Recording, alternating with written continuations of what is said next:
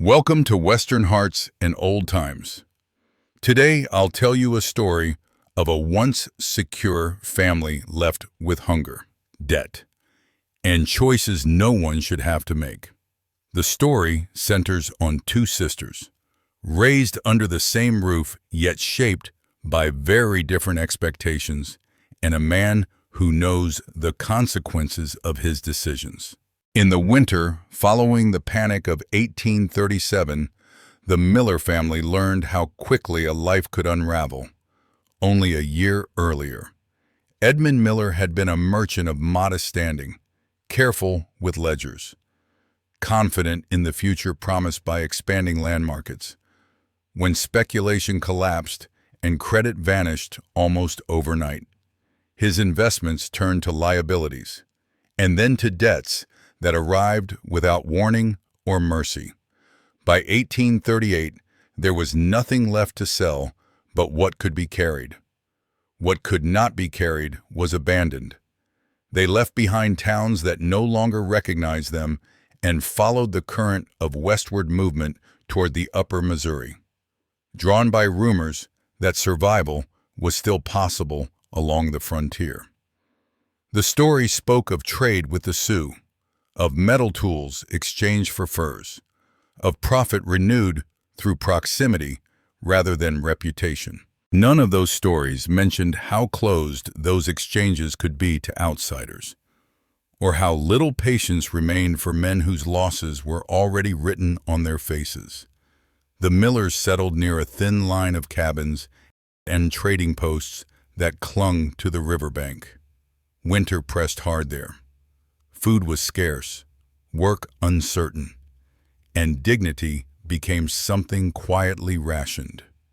Each day revealed more clearly that they were not welcomed, only tolerated.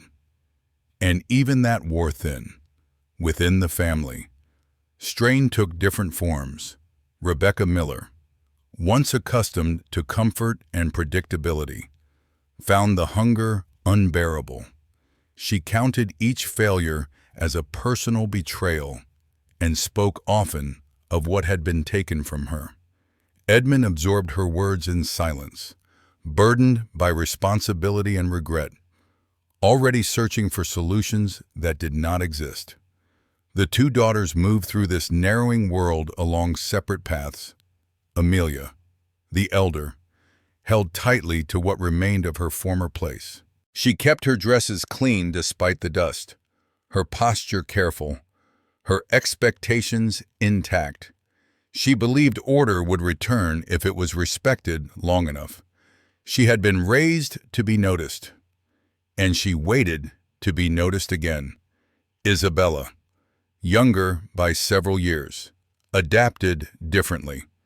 She spent her days among the horses, repairing tack, carrying water, finding comfort in motion rather than stillness. The rhythm of riding steadied her in ways the household could not. Dirt and wind did not trouble her. Confinement did. Where Amelia looked backward, Isabella looked outward, sensing possibility even in displacement. By the spring of 1839, survival had narrowed into a single, uneasy possibility. Edmund Miller had learned what the rumors had failed to mention, that trade along upper Missouri was not open to desperation alone. Metal tools meant nothing without trust. Names meant little without standing. Each attempt to barter ended the same way, with guarded looks and quiet refusals that carried no patience behind them. It was Rebecca Miller who first spoke the thought aloud. "We cannot remain like this," she said one evening, her voice controlled but brittle. "No one here owes us anything. We need protection. Edmund, not hope." Edmund did not answer at once. He sat with his hands folded, staring at the fire. "And how do you propose we earn it?" he asked finally. Rebecca met his eyes. Through connection, through alliance. He understood then. By the time word reached them of a Sioux warrior known as Fata Tho, Bluefire, The decision had already taken shape. When the day of the meeting arrived, Rebecca prepared the cabin as if order itself might restore what had been lost. Amelia was dressed carefully, her hair smoothed, her posture corrected again and again. "You will stand here," Rebecca instructed. "You will speak when spoken to. And you will remember that everything depends on this." Amelia nodded, pale but composed. Isabella, by contrast, was stopped at the doorway. "You will stay with the horses," Rebecca said. "This is not a place for dirt and wandering manners." Isabella looked at her mother for a moment, then lowered her eyes. "Yes," she said quietly, and turned away. Bluefire arrived shortly after midday. He rode in alone, his movements unhurried, his expression unreadable. Behind him, led by a simple rope, walked a tall, strong horse with a dark coat and clear eyes. Edmund stepped forward. "You honor us with your presence," he said. Bluefire inclined his head slightly. "I come to listen." Rebecca gestured toward Amelia. "This is our eldest daughter." Amelia offered a careful smile.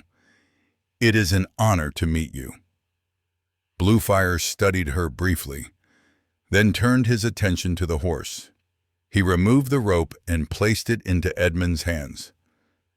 "This horse is given freely," he said, "as a sign of respect." Amelia's gaze flicked to the animal, then away. She took a step back before she could stop herself. "It smells," she said, the words escaping sharper than she intended. "And it's covered in dirt." The air shifted. Bluefire did not react at once. He looked at the horse, resting his hand briefly against its neck, then turned back to Amelia. "You speak of what you do not understand," he said calmly. Rebecca interjected quickly. She did not mean offense. "It is offense," he replied, not raising his voice. "To us. This is not an object." Amelia flushed. "I only meant—" "There is no need," Bluefire said. He faced Edmund again. "This arrangement will not continue." Edmund stiffened. "You are withdrawing your offer?" "I am," Bluefire said. "There will be no protection. It would be best for your family to move on." Rebecca's breath caught. "You cannot simply—" But he had already turned away. As he stepped toward his horse, a sound reached him, soft, steady, woven into motion. It was a woman's voice, low and unguarded, carrying a melody without formality. He paused. The sound led him toward the stable, where he saw Isabella standing beside one of the horses, brushing its coat, her movements calm. She hummed as she worked, her hand resting easily against the animal's side. When she noticed him, she stopped and inclined her head. "Good afternoon," she said. He nodded. "You care for them well. They listen." Isabella replied simply, "If you listen back." He watched for a moment longer, then turned away without another word. Back at the cabin, he addressed Edmund once more. "The horse will remain," he said. "It was given without condition." Edmund hesitated. Then, "The matter is settled." Bluefire shook his head. "If there is to be any further consideration, it will not be with the daughter you presented." Rebecca's eyes widened. "Then with whom?" "With the younger one," he said. "And only if she chooses it." Amelia turned sharply. "You cannot be serious." Bluefire met her gaze once. "I am." He looked to Edmund. "I will not take what is offered out of fear." And with that, he left. That evening, Isabella learned what had transpired. She did not react with pride or relief, but with unease. "He said I could refuse," she asked. Rebecca's voice sharpened. "You would throw this away?" Isabella said nothing. She went back to the horses, her thoughts unsettled, her sense of freedom suddenly fragile. The question before her was not where she could go, but whether choosing to stay might ask more of her than she was prepared to give. In the days that followed the failed meeting, nothing was decided. Yet nothing returned to how it had been. The Miller household moved forward as if balance might still be restored through routine. But each action carried a new weight. Rebecca watched Isabella more closely than before, not with warmth, but with calculation. Edmund avoided the subject entirely, burying himself in small tasks that led nowhere. Amelia withdrew into silence, her composure intact yet brittle, as though something once assumed permanent had shifted beneath her without warning. Isabella felt the change most keenly. The horses, once her refuge, now felt crowded with unspoken meaning. Each time she brushed a coat or tightened a strap, she sensed the invisible line that had been drawn around her. She had not asked to be noticed, yet now attention followed her, unwanted and unsettling, turning her familiar freedom into something fragile. It was 3 mornings later when Bluefire returned. Isabella noticed him first from the edge of the pasture, his figure moving with quiet certainty along the rise of land beyond the cabins. He was alone and riding without urgency. She did not move toward him.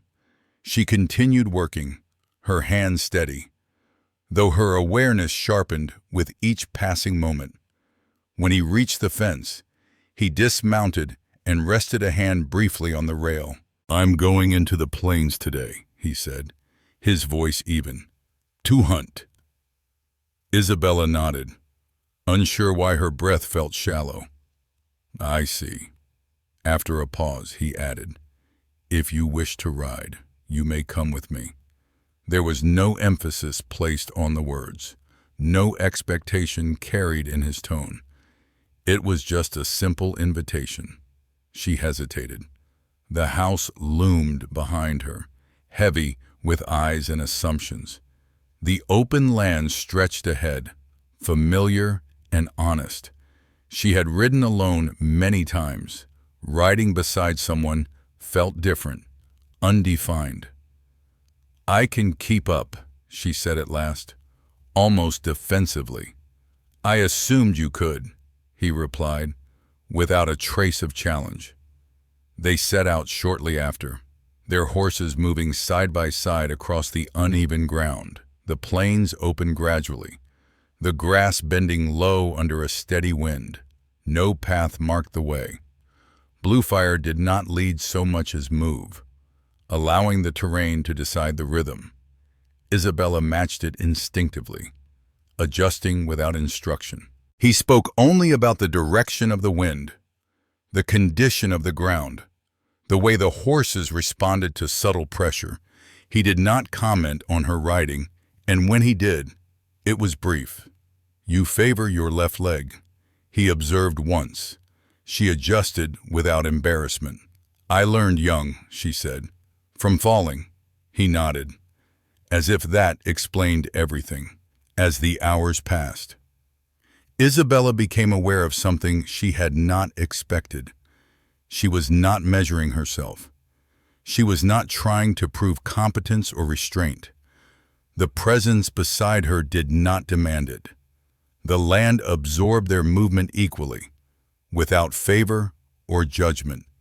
When they stopped to rest, Bluefire dismounted first and checked the horses before tending to anything else. Isabella followed suit, grateful for the familiarity of the task. She worked quietly, listening to the steady breathing of the animal beneath her hands. "You speak to them," he said. "Only when they need it," she replied, "or when I do." He considered this. "They remember voices. So do people," she said. He did not respond immediately. Instead, he looked out across the plains, where the grass rolled endlessly toward the horizon. "Hunting requires patience," he said at last. "Not force." She nodded. "So does staying." The words lingered between them, unclaimed by either. They did not take much game that day. The hunt itself seemed secondary to the movement, the quiet observation of signs and shifts. When the sun began its descent, they turned back without discussion. At the edge of the settlement, Bluefire slowed his horse. "This is far enough," he said. Isabella reined in beside him, unsure why she felt reluctant. He did not ask her to stay longer. He did not speak of returning. "You ride well," he said simply. She looked at him then, searching for something she could not name. "Thank you." He inclined his head and turned away, leaving her with the sound of hoofbeats fading into the open land. That night, Isabella could not sleep. The house felt smaller than it had before, its walls pressing inward. Her body remembered the rhythm of the ride, the steady presence that had not crowded her thoughts. She lay awake, staring at the ceiling, unsettled by the realization that she had not felt the need to disappear. The next day, Bluefire returned again. This time, he brought a small bundle leather strips, carefully cut, and a piece of worked metal meant for mending tack. He offered them without ceremony, placing them beside the fence. "These will last," he said. Isabella accepted them, her fingers brushing the smooth surface. "You didn't have to." "I wanted to," he replied. She sensed a difference in herself then, a tightening she could not dismiss. Gratitude felt dangerously close to obligation.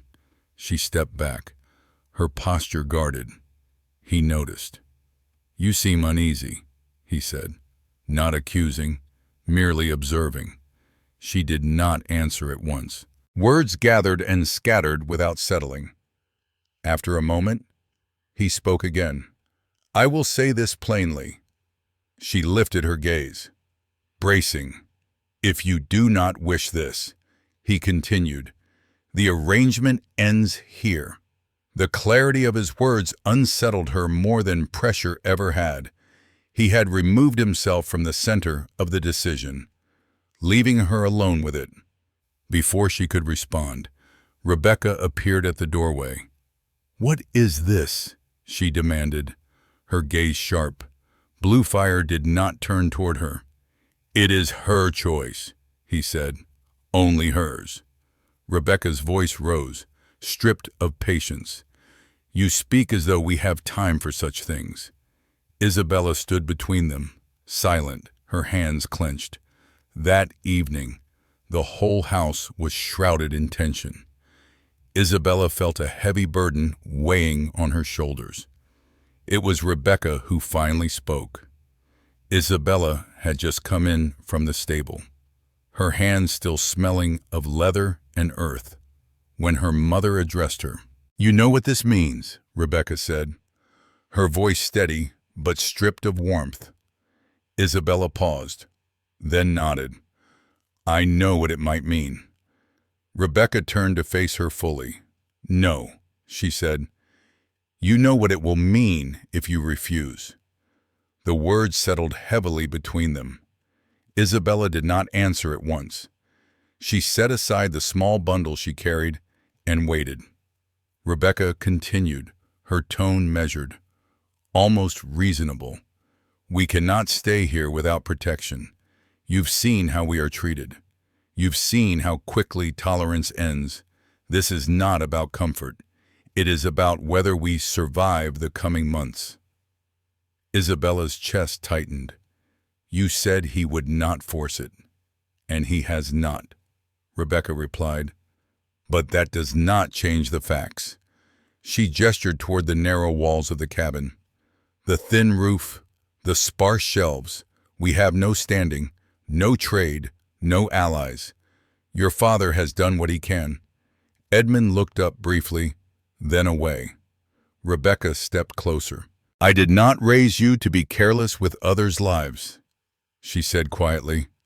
"This family depends on you now, whether you ask for it or not."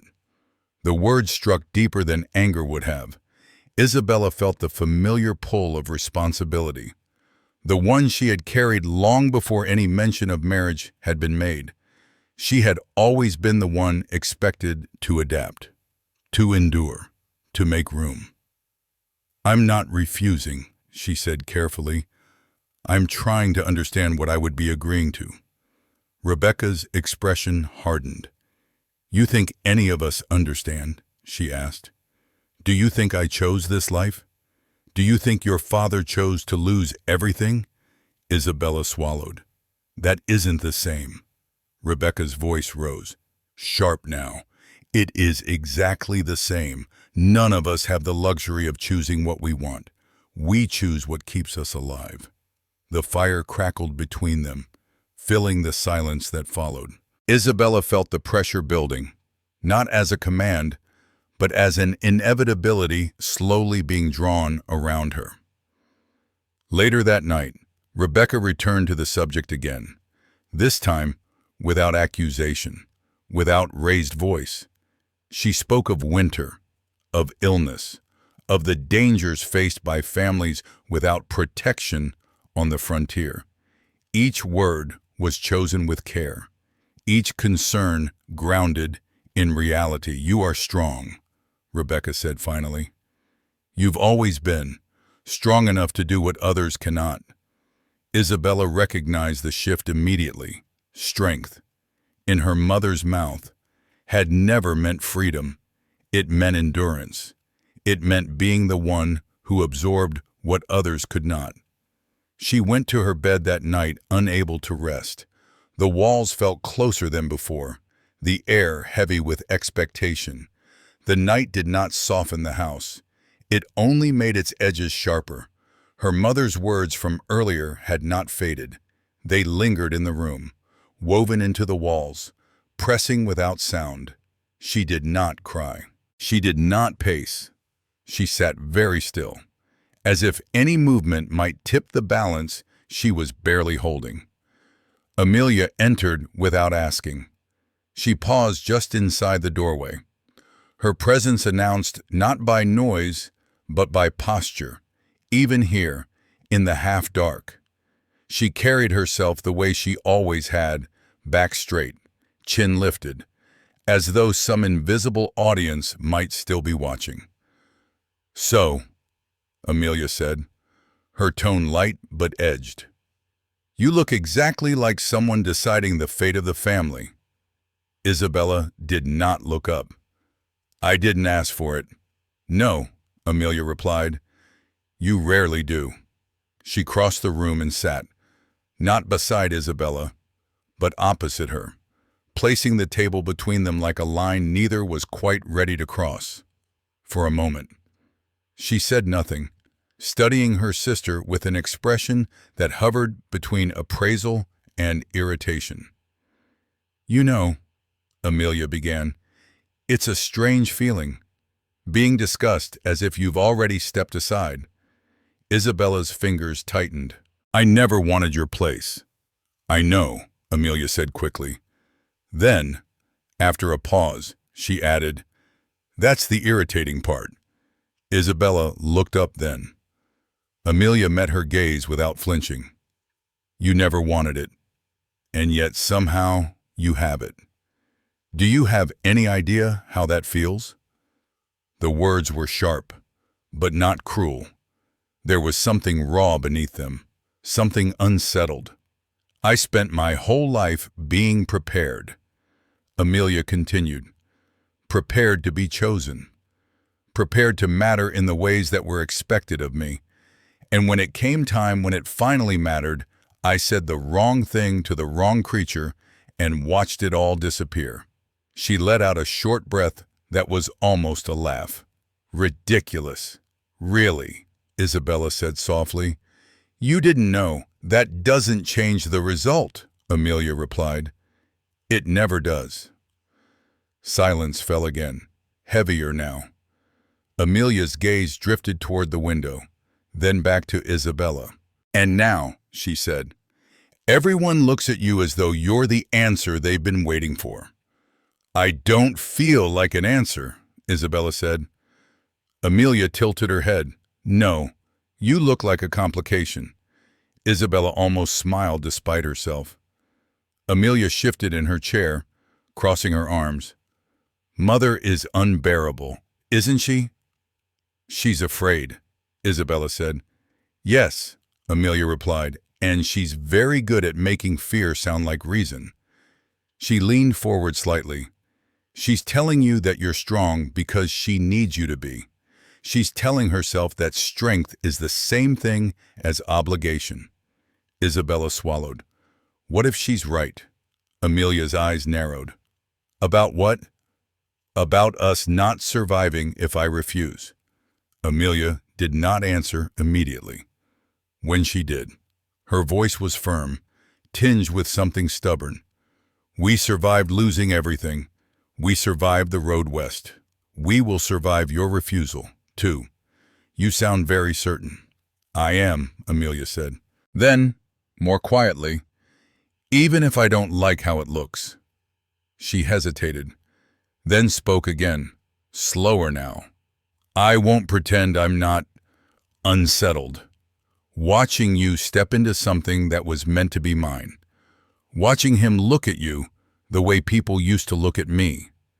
The admission was blunt, almost careless. "But envy," she continued, "is not the same as resentment." Isabella studied her sister's face, seeing the tension there, the pride fighting to stay intact. "I don't want you to mistake my honesty for permission," Amelia said sharply. "I am not telling you to say yes." "Then what are you telling me?" Amelia straightened, her tone shifting, sharpening into something deliberate. "I'm telling you not to hide behind refusal." Isabella stiffened. "I'm not hiding." "You are," Amelia said. "You always do. You call it freedom. You call it not caring. But sometimes it's just another way of avoiding being seen." The words struck closer than Isabella expected. Amelia's expression softened slightly, though the edge never fully left her voice. "If you refuse because Mother is unbearable, you're still letting her shape your life. And if you agree because you're afraid we'll fall apart, you're letting fear do the same." She leaned back. "Neither option suits you." "What does Isabella?" asked quietly.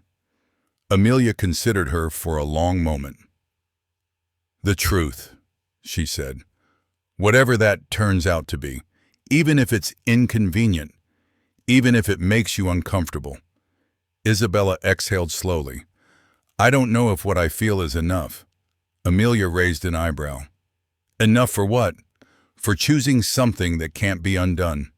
"Nothing ever feels enough beforehand," Amelia replied. "If it did, it wouldn't be a choice." She stood then, smoothing her dress out of a habit. At the doorway, she paused. "For what it's worth," she said, not looking back, "if you say no, I will resent you a little, and then I will get over it." Isabella blinked. "And if you say yes," Amelia added, her voice quieter now, "I will expect you to mean it. Not for Mother, not for Father, not even for him, for yourself." She turned at last, meeting Isabella's eyes. "Don't disappear into this. Little sister, I refuse to lose you that way." When Amelia left, the room felt altered, not lighter, but clearer. Isabella remained where she was, the echoes of the conversation settling around her. The fear had not vanished. The uncertainty remained. But something essential had shifted. For the first time, the choice before her did not feel like a test she was meant to pass. Bluefire returned without announcement, as though he were continuing a conversation that had never formally ended. Isabella noticed him near the edge of the pasture, standing with his hands resting loosely at his sides. his attention fixed not on the house, but on the horses moving through the low grass. He did not call out to her. He waited, allowing the moment to arrive on its own terms. She finished what she was doing before approaching him. The habit steadied her. When she came close enough to be heard, he turned. "I didn't come to speak to your family," he said. "I came to speak to you." Isabella nodded. "They're inside." "I know."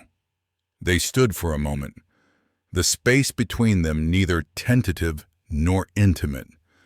The wind moved across the field, carrying the scent of earth and leather.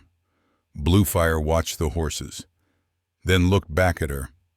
"I will speak plainly," he said, "because anything less would be another kind of pressure." She waited.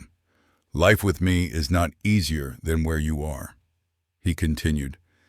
"It is harder in some ways. There are winters that do not forgive mistakes. There are days when land offers nothing back. If you came with me, you would work. You would decide. You would not be hidden." The last words landed with quiet force. "I don't promise safety," he said. "I promise honesty." Isabella felt her shoulders ease despite herself. "You've already said you wouldn't force it." "I won't," Bluefire replied. "But I would be lying if I said that is all there is." He paused, choosing his words with care that betrayed more than restraint. "I noticed you before I knew your name, not because you were quiet, but because you were not performing. You were doing what needed doing without asking to be seen. That kind of steadiness matters where I live." She looked away, uncomfortable with the attention. "That doesn't mean I belong there." "No," he said. "It means you could." The distinction hung between them.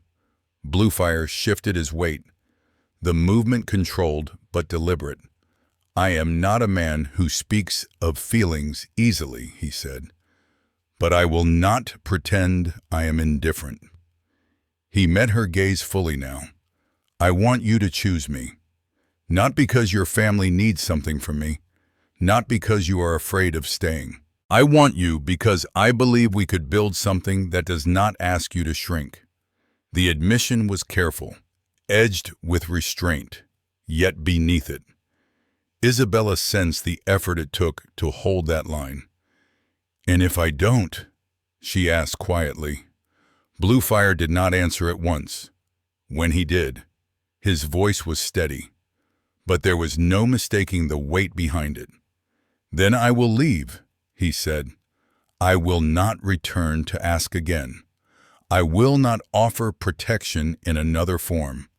I will accept that wanting someone does not give me the right to keep them."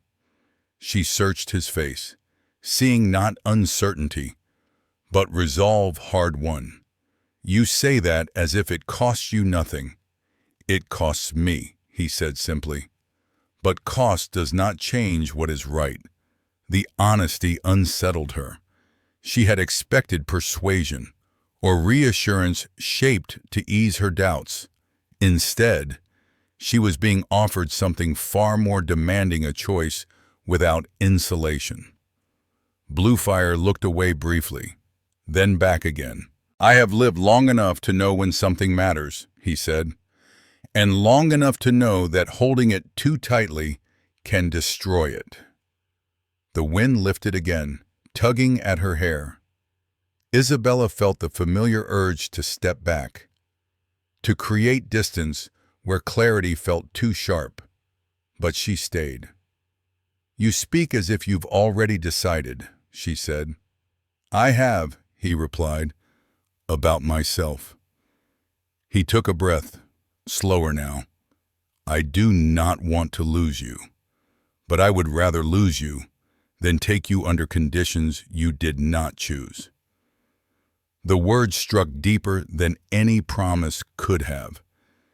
Isabella felt something settle inside her. Not excitement, not relief, but recognition. She thought of her mother's insistence, of endurance praised as virtue. She thought of her sister's sharp honesty, of envy spoken without apology, and she thought of the quiet days riding beside this man, of space shared without demand. "What if I come with you?"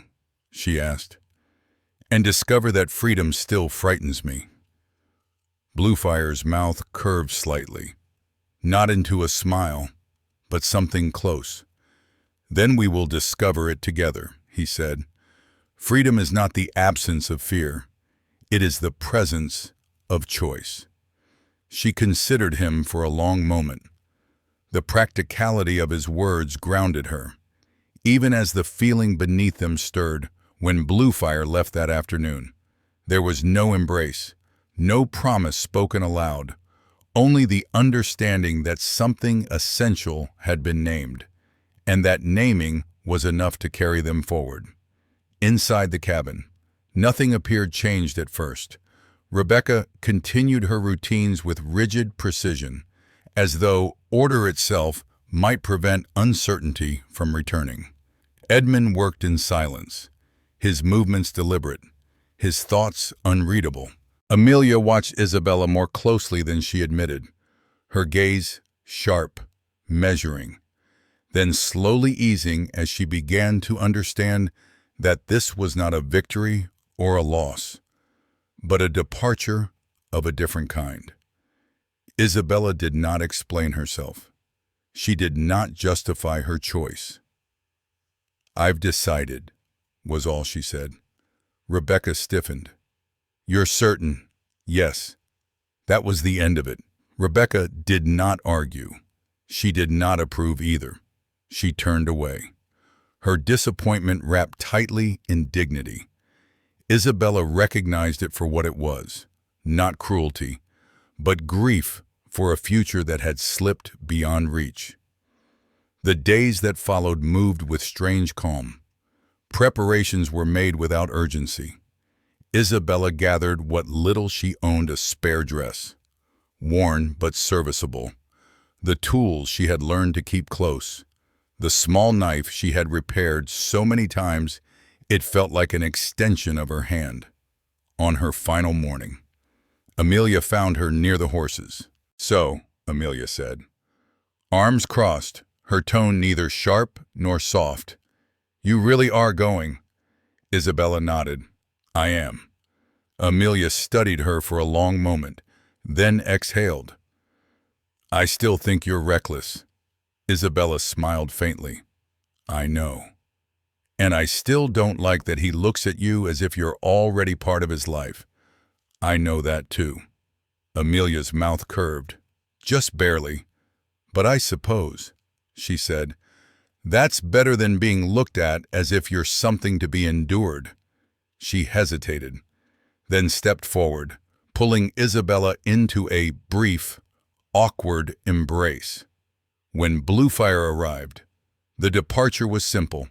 He greeted the family with respect, without ownership or apology. He waited while Isabella finished her farewells, giving her space to close the door she was leaving behind. As Isabella mounted her horse, she felt the familiar tension rise, the instinct to brace, to prepare for loss. But it did not take hold. The fear passed through her and moved on, leaving something steadier behind. They rode out together without haste. The land opened gradually, the path unfolding not as escape, but as continuation. In the days that followed, Isabella learned what it meant to live without being measured against expectation. Work was shared, not assigned. Silence was not suspicion, but rest. Decisions were discussed, not dictated. When she spoke, she was heard. When she hesitated, she was not hurried. At night, she lay awake beside Bluefire, listening to the world settle around them. She did not mistake comfort for certainty. She knew there would be difficulty ahead, but she also knew, with quiet clarity, that she had not traded her freedom for safety. She had chosen a life that allowed her to remain present. One morning, as sunlight spread evenly across the plains. Isabella stood outside watching the horses move through the grass. Bluefire joined her without speaking. "I used to think belonging was something you earned," she said at last. He nodded. "And now," she considered the question, then answered simply, "Now I think it's something you're allowed to accept." He did not respond, but his presence beside her was enough to answer. When I finished writing this story, what stayed with me was not the romance, but the quiet honesty of the choices each person had to make. I found myself thinking about how often we confuse endurance with virtue, and how easily responsibility can turn into a burden we never agreed to carry. What moved me most was not that Isabella chose love, but how she chose it. She did not rush toward rescue, nor did she rebel simply to escape control. She waited until the choice belonged to her, from her. I learned that freedom is not the absence of responsibility, but the ability to decide without erasing yourself in the process. Bluefire taught me that love, when it matures, needs restraint. He wanted her very much, but he was more willing to leave than to seize what wasn't given willingly. Even Amelia and Rebecca felt painfully real. One struggled with envy and still chose honesty. The other loved fiercely, but allowed fear to harden into control from them. I was reminded that sometimes good intentions can still wound. This story doesn't promise that choosing yourself is easy. It simply shows that choosing honesty is worth the price.